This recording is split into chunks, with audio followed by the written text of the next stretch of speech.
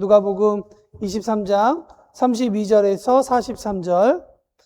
또 다른 두 행악자도 사형을 받게 되어 예수와 함께 끌려가니라. 해골이라 하는 곳에 이르러 거기서 하나는 우편에 하나는 좌편에 있다. 이에 예수께서 이르시되 아버지 저들을 사하여 주옵소서. 자기들이 하는 것을 알지 못하님이이다 하시더라. 그들이 그의 옷을 나누어 제비 뽑을세. 백성은 서서 구경하는데 관리들은 비웃어 저가 남을 구원하였으니 만일 하나님이 택하신 자 그리스도이면 그리스도 자기신도 구원할지어다 하고, 군인들도 희롱하면서 나와 신포도주를 주며 이르되 내가 만일 유대인의 왕이면 내가 너를 구원하라 하더라. 그의 위에 있는 이는 유대인의 왕이라 쓴 패가 있더라. 달린 행악자 중 하나는 비방하여 이르되 내가 그리스도가 아니냐 너와 우리를 구원하라 하되, 하나는 그 사람을 꾸짖어 이르되 내가 동일한 정죄를 받고서도 하나님을 두려워하지 아니하느냐. 우리는 우리가 행한 일을 상당한 보응을 받는 것이니 이에 당연한 것이고 이 사람이 행한 것은 옳지 않은 것이 없느니라 하고, 이르되 예수여 당신의 나라에 임하실 때에 나를 기억하소서 하니, 다 같이 있습니다. 예수께서 이르시되 내가 진실로 내게 이르노니 오늘 내가 너와 함께 낙원에 있으리라 하시니라. 아멘.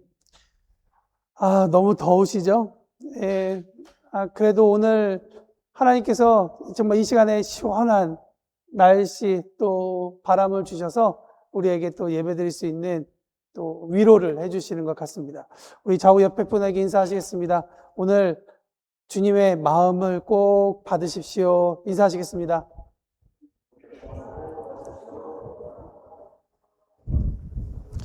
의도한 바는 아니지만 몇 주간 우리는 시선에 대한 이야기를 참 많이 나누었던 것 같습니다. 가룟 유다가 예수님을 바라본 시선, 그리고 예수님의 수제자라 불리우던 베드로가 예수님을 바라본 시선, 그리고 지난주에는 빌라도와 헤롯, 그리고 종교 지도자들이 예수님을 바라보았던 시선에 대한 이야기를 함께 나누었습니다. 정리해 보니까 공통점이 하나가 있었는데 그것이 무엇이냐? 모두들 자신들이 가지고 있는 기준으로 예수님을 바라보았고 자기들이 원하는 바를 이루기 위해 예수님을 상대했다라는 것을 우리가 알 수 있게 되었죠. 그래서 가룟 유다는 예수님을 한 사람의 몸값이었던 은 30에 팔아 넘기게 되었죠. 그리고 베드로는 자기가 위험한 순간에 자기의 어떠한 자기의 모든 위험한 순간이 되자 예수님과의 지난 시간 동안 함께 있었던 그 모든 시간들을 부정하고 부인하고 예수님을 정죄하기까지, 저주하기까지 하는 그러한 일을 가졌습니다. 그리고 헤롯 왕은 예수님을 자기의 유흥거리로 만들었고, 그리고 빌라도와 종교 지도자들은 자신의 사회적 위치와 이익을 위해 예수님을 그렇게 바라보면서 예수님을 그들의 삶 가운데 주인공, 주인, 구주 그런 것이 아니라 자신들의 꿈을 위한 소비품으로 만들어버렸다라고 함께 나누었습니다. 오늘 본문도 사실은 이제 이 이야기가 십자가의 이야기로 지나가야 맞는데, 제가 본문을 공부하면서 다음 주에 그 이야기를 해도 좋겠다. 오늘은 한 번 더 오늘 본문 가운데 등장하고 있는 또 다른 시선들, 그리고 이 시선의 마지막을 우리가 좀 한번 나누었으면 좋겠다라는 생각이 있어서 오늘 좀 그런 관점 가운데 말씀을 나누고자 합니다. 오늘 본문 말씀에 보면 중요한 두 가지 시선이 등장합니다. 첫 번째는 무엇이냐면 예수님을 조롱하고 희롱하고 비방하는 시선입니다. 여러분, 예수님의 공생애의 삶을 잘 적어놓은 책이 바로 마태, 마가, 누가, 요한복음이 기록되어 있는 사복음서입니다. 여러분, 예수님의 삶이 비록 지금 십자가형을 받는 그러한 입장이라 할지라도 이 사복음서를 천천히 읽어보면 예수님의 삶이 과연 그렇게 오늘 본문에 등장하고 있는 것처럼 조롱당할 만한가, 비방당할 만하고 그 다음에 사람들에게 희롱당할 만한가라고 하는 그런 생각이 들었습니다. 여러분, 사복음서를 다시 한번 더 돌이켜 보십시오. 예수님의 공생애를 보면 예수님이 계신 곳에 사람들이 많이 모였습니다. 많이 모인 곳에서 예수님께서 무엇 하셨습니까? 모인 곳에서 부정한 이야기를 하거나 아니면 이상한 이야기를 소문으로 만들어서 사회를 혼란스럽게 만든 일을 하셨습니까? 혹은 로마 제국에 대한 대항하는 힘을 몰래 키우는 그러한 일들을 하셨습니까? 혹은 세금을 이렇게 저렇게 내지 않아서 로마 제국을 어렵게 하고 사람들에게 자기의 유익대로 살아가라고 그렇게 종교 지도자들이 예수님을 고발한 것처럼 예수님이 그렇게 사람들에게 이야기했습니까? 예수님은 하나님의 나라에 대해서 가르치셨죠. 그리고 병든 자를 고치시고 귀신 들린 자들, 다친 자들을 자유롭게 하는 일들을 하셨습니다. 그리고 사회적으로는 약한 자들을, 고아들을, 과부들을 주님께서 더 챙기시는 모습이 성경에 나와 있습니다. 예수님이 계신 곳에서는 어떤 일이 있었습니까? 늘 하늘 잔치와 같은 이야기가 우리에게 읽혀져 내려갔습니다. 그런데 무슨 이유로 오늘 본문에 우리가 읽은 것처럼 예수님이 조롱당하고 희롱당하며 비방을 당하셔야 했을까? 라고 하는 게 계속 제가 성경을 읽으면서 제 마음 가운데 담겨 있었던 생각입니다. 도대체 예수님께서 공생애의 삶 가운데 무슨 일을 하셨기 때문에 이런 대접을 받아야 하실까? 사람을 낫게 하는 일이 조롱당하게 하는 일인가? 영육간에 배고팠던 사람들에게 먹이신 일이 희롱당할 이야기인가?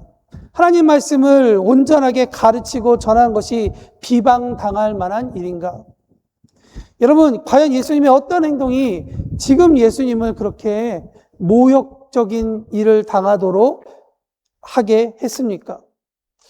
제가 오늘 이 본문을 읽으면서 여러 가지 주석책도 읽게 되는데 주석책 중에 하나가 칼빈이 쓴 주석이 있었습니다. 오늘의 이야기를 칼빈이 여러 이야기를 썼는데요.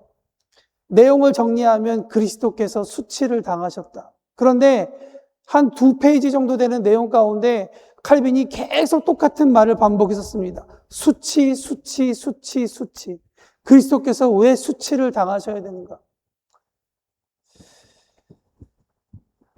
그냥 저들이 예수님의 가르침에 대해서 마음에 안 들면 믿지 않으면 되고, 그냥 예수님에 대해서, 그냥 그런 기적에 대해서 나는 믿지 못하겠어 하면 믿지 않으면 되는 일인데, 이렇게까지 해야 할 일인가? 라고 하는 그러한 질문들을 갖게 됩니다. 때로는 예수님의 삶을 통해서 우리가 배우는 여러 가지들이 있죠.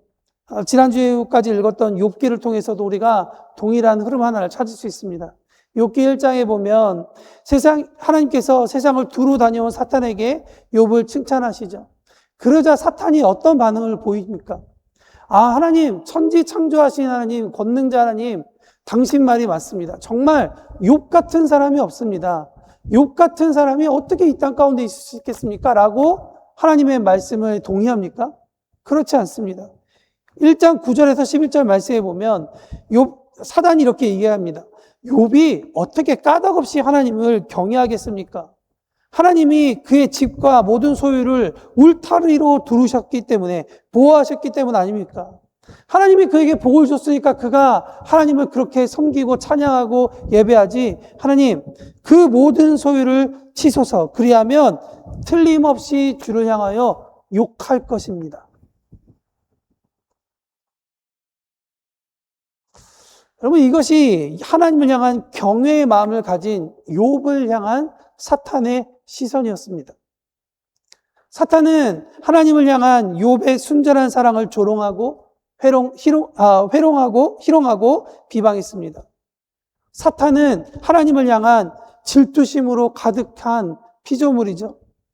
사탄은 트집을 잡는 자입니다. 예수님께서 하신 일에 대해서 뭘 그리 대단하냐, 그 가르침이 뭐가 그리 대단하냐라고 그는 비방하고 조롱한 모습을 보고 깎아내리는 것입니다. 사탄이 욥의 순전함을 깎아내렸듯 십자가 밑에 있는 군병들과 무리 역시 예수님의 사역과 예수님의 마음을 깎아내리는 사탄의 도구로 쓰이고 있는 모습을 우리가 발견할 수 있는 것이죠. 사랑하는 성도 여러분, 오늘 본문 말씀을 읽으면서 제 마음 가운데 한 가지 도전, 그리고 여러분들에게도 함께 도전하고 싶습니다. 그것은 뭐냐면 예수님께서 행하신 일에 대해서 냉랭한 마음을 갖지 않기를 바랍니다. 신앙생활은 냉랭해지는 것이 아니라 주님으로 인해 더 마음이 뜨거워지는 것입니다. 사탄이 우리의 냉랭한 마음, 그 가운데 그 마음을 휘집어 다니도록 두지 않기를 바랍니다. 우리 안에 내주하시는 성령님의 인도하심을 따라 살아가는 우리 모두가 되기를 바랍니다. 하나님이 일하신 것에 대한 경외로움을, 마음을 가질 수 있는 우리 모두가 되기를 바랍니다. 때로는 우리 눈이 떠 있어서 하나님께서 많은 일들을 보여주십니다. 우리가 로마에 살면서 갖는 유익 중에 하나는 수많은 의미가 담겨있는 십자가를 보게 하신다는 거예요. 그런데 우리가 십자가를 보면서도 그냥 십자가를 검충물의 하나, 예술품의 하나로만 보는 1차적인 본받게 되지 않는다는 거죠. 십자가를 보면서 그 십자가 뒤에 있는 그 진정한 의미, 진정한 사랑의 의미를 발견하지 못하는 사람들과 똑같이 살아간다면 우리는 하나님의 가슴으로 세상을 보며 십자가의 존귀함, 즉 온 땅을 향한 누구라도 십자가를 통해 하나님께 나아가게 하는 큰 은혜를 경험하지 못하게 되는 것입니다. 그러므로 사랑하는 성도 여러분, 오늘 하나님을 향한 경외의 마음을 가지시길 바랍니다. 그리고 주님께서 우리에게 보여주시는 마음, 그래서 조롱하고 희롱하고 비방하는 시선으로 주님의 일을 바라보는 것이 아니라 우리 가운데 일하시는 아주 작은 것에서 피어나는 하나님의 놀라운 계획을, 놀라운 섭리를 찬양하며 나아가는 우리 모두가 되기를 예수님의 이름으로 축원합니다. 또 다른 하나의 시선은 무엇이냐? 그럼에도 불구하고 놀라운 일은 예수님을 구주로 바라보는 시선 하나가 있었다는 것입니다. 사실 오늘 저는 제 설교의 방향이 바뀐 것은 바로 이것 때문입니다. 어찌 보면 예수님께서 십자가에 달리실 때 좌우의 십자가에 또 다른 사람들이 달려 있었다는 것을 우리가 기억할 것입니다. 오늘 본문에서 읽었지만 강도 두 사람이 그 자리에 있었다고 합니다. 처음에 마태복음과 마가복음에 보면 이 두 사람 모두가 다 예수님을 조롱했었습니다. 그 부분이 누가복음에는 기록되어 있지 않죠. 그런데 이 누가복음에는 또 다른 그 마태복음과 마가복음이 기록하지 않은 내용이 있습니다. 바로 여러분이 읽으셨던 내용. 그 중 한 사람이 마음을 돌이켜 회개하고 조롱하던 다른 강도를 혼내고 자신의 마지막을 예수님께 의탁하는 마음이 생긴 것입니다. 여러분, 회개한 강도가 예수님과 어떤 관계가 있었는지 성경은 이야기하지 않고 있어서 우리가 잘 알 수 없습니다. 그가 십자가에 달리기 전에 예수님을 만났는지, 예수님의 가르침을 받았는지 우리는 알 수 없습니다. 그러나 분명한 것은 무엇이냐? 그가 예수님의 가르침을 받아보았거나 기적의 현장에 있거나 더 넓은 의미의 제자 중에 한 사람이 아니었을지라도 어떻게 죽기 직전에 십자가에서 예수님을 만나 그렇게 조롱하고 비방하던 사람이 갑자기 변하여 자기의 삶을 의탁하는 회개를 할 수 있었는가라고 하는 부분입니다. 여러분, 이 부분에 대해서 우리는 예수님을 믿는다는 것에 대한 놀라운 비밀 하나를 발견하게 됩니다. 예수를 믿는다는 건 우리의 힘으로 되는 것이 아니라 말 그대로 믿어지는 것이다. 우리 모두가 다 내가 예수를 믿겠다라고 이야기를 했지만, 고백은 했지만 사실은 예수님을 우리가 믿도록 우리 가운데에서 성령이 역사하셨다는 겁니다. 여러분, 그 역사하신 사건이 오늘 이 사람에게도, 강도에게도 동일하게 일어났다는 것입니다. 여러분, 저는 이 사건이 누가복음에 우리가 함께 지난 시간 동안 묵상해보면서 등장했던 또 다른 사람 하나를 통해 우리가 이해할 수 있을 것 같습니다. 그 사람의 이름은 삭개오이죠. 삭개오 역시 예수님을 따라다니며 배워서 깨달아서 회개한 사람이 아니었습니다. 그도 예수님에 대한 소문을 듣고 살았다가 어느 날 자기 동네에 오신다는 이야기를 듣고 뽕나무 위에 올라갔다가 그저 예수님께서 내려오라, 오늘 내가 너희 집에 거하겠다라고 하는 그 한마디 때문에 인생이 바뀐 사람입니다. 그 한마디가 삭개오가 살아왔던 삶 전체를 바꾸어 버린 것이죠. 가치관을 바꾼 것입니다. 여러분, 회개한 강도는 그러면 어떤 예수님의 말씀을 들었는가?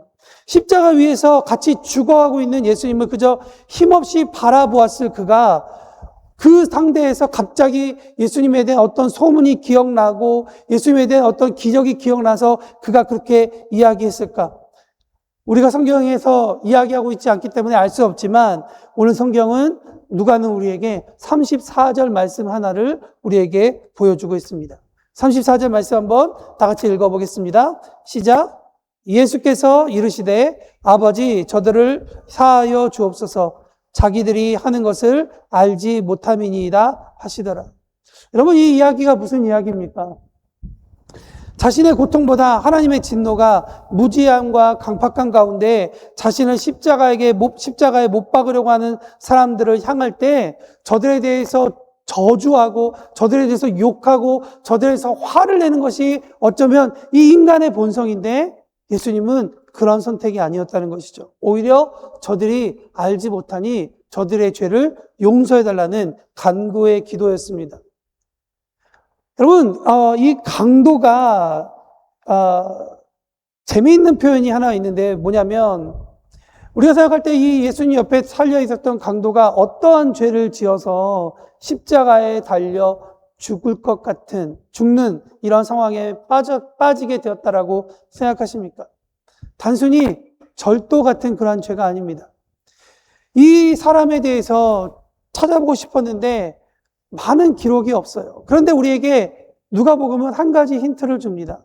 어떤 힌트를 주냐면 예수님 대신에 죽어야 하는데 예수님 대신에 바뀌어져서 살게 된 바라바라고 하는 인물입니다.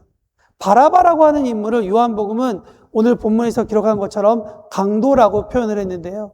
이 바라바가 했던 일이 무엇인지 누가가 우리에게 이야기해주고 있는 것이죠. 그가 어떤 일을 했습니까?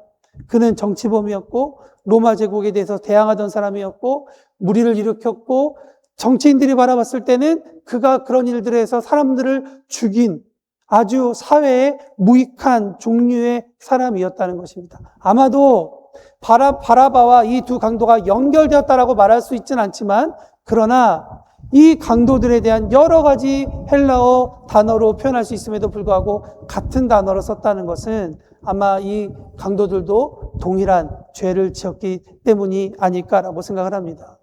그렇다면 회개한 강도의 마음 가운데 어떤 마음이 있었는가? 그에게도 의의가 있었죠.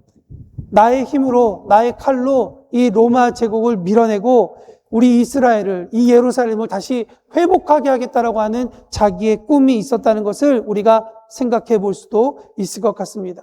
폭력과 투쟁이 아니면 과연 우리가 어떻게 자유를 찾고 어떻게 우리가 하나님의 나라를 건설하고 이 땅 가운데 하나님의 백성들이 자리 잡을 수 있을까라고 하는 생각으로 그가 일어났을지도 모릅니다. 그러나 정작 그 자신이 휘둘렀던 그 칼은 아무 일도 일어나지 못했다는 것이죠. 그래서 이제 자기에게 기다리고 있었던 것은 죽음밖에 없었습니다. 그런데 정작 그 죽는 마지막 순간에 자기의 심장을 바꾼 사건은 자기가 품고 있었던 그 칼이 아니라 한 영혼을 위해 기도하는 사랑의 마음이었다는 것입니다. 한 영혼을 위해 기도하고 사랑하는 그 마음이 마음 가운데 울분에 차 있고 자기의 의에 가득 차 있는 그 마음을 변화시켰다는 것이죠. 그렇기 때문에 예수님을 조롱하던 다른 강도를 꾸짖으면서도 정작 자신은 예수님 앞에 회개하고 구주로 인정할 수밖에 없었다는 것입니다.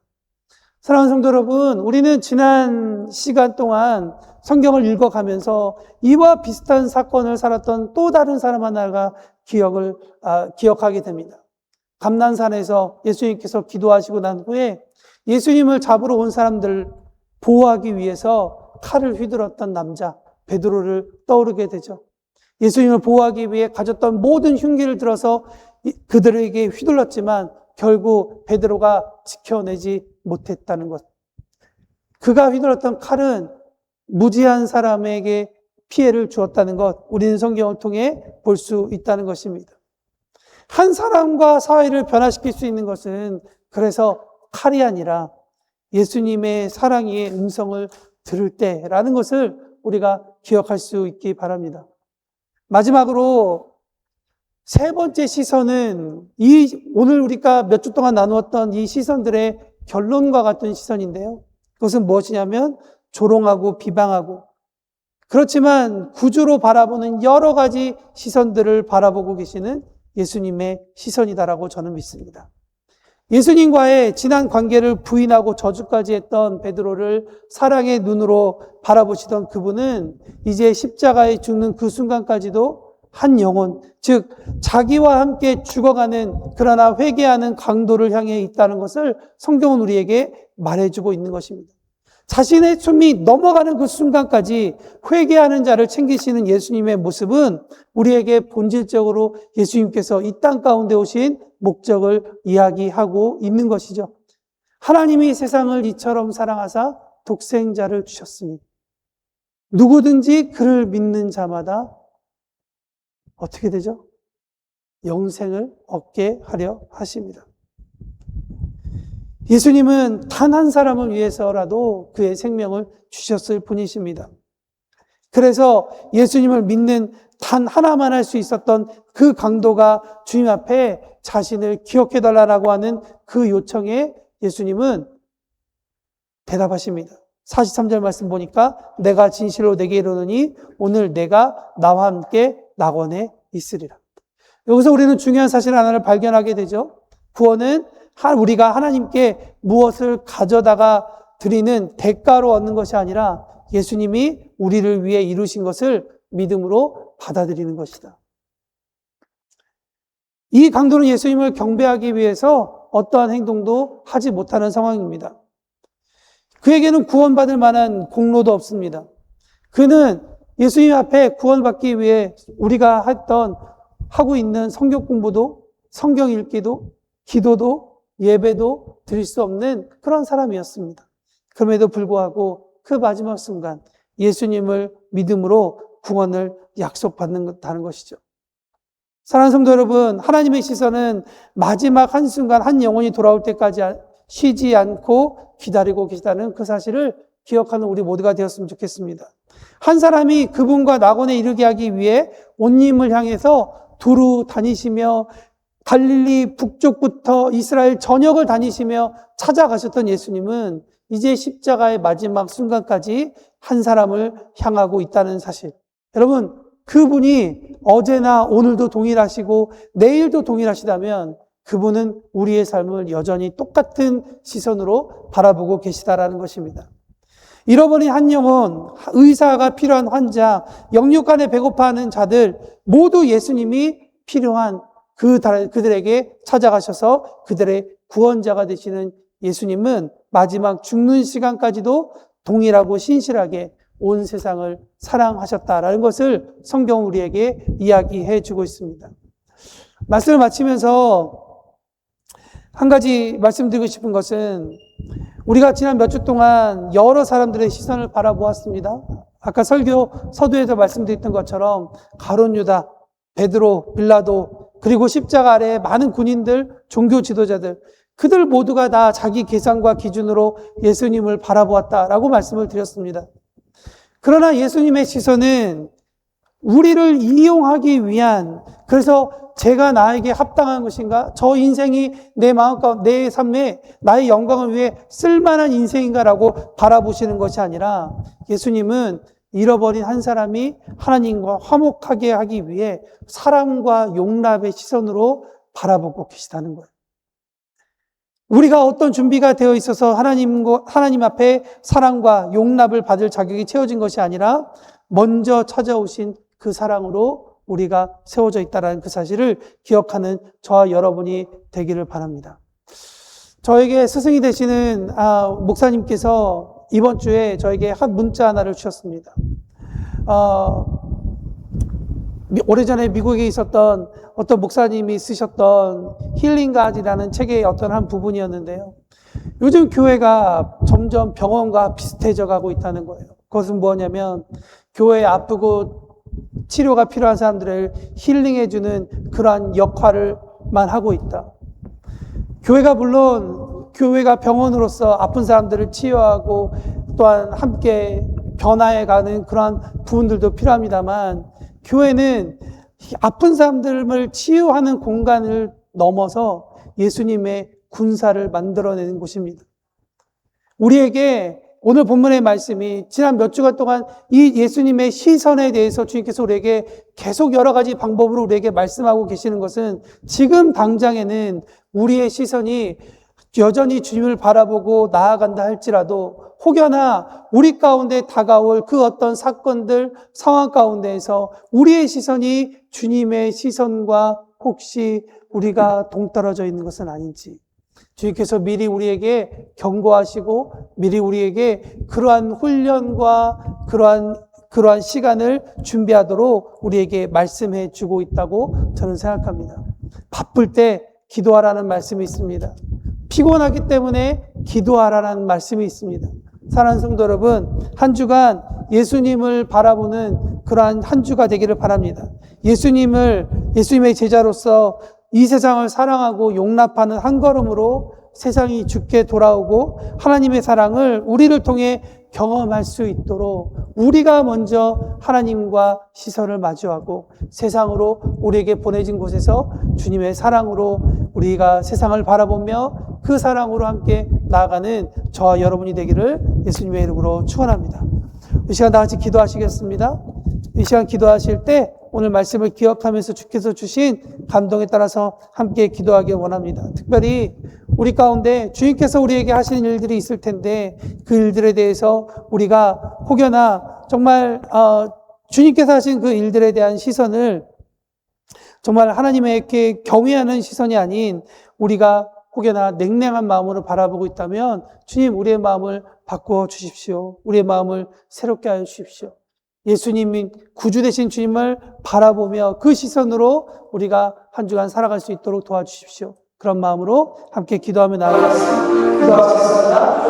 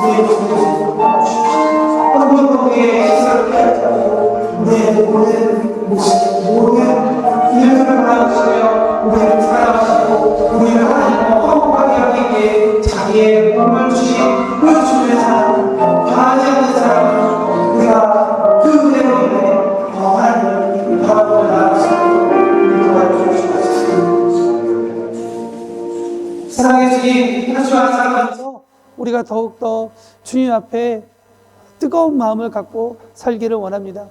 주님께서 우리에게 보여주신 그 일들을 찬양하며 경외하며 나아가기를 원합니다.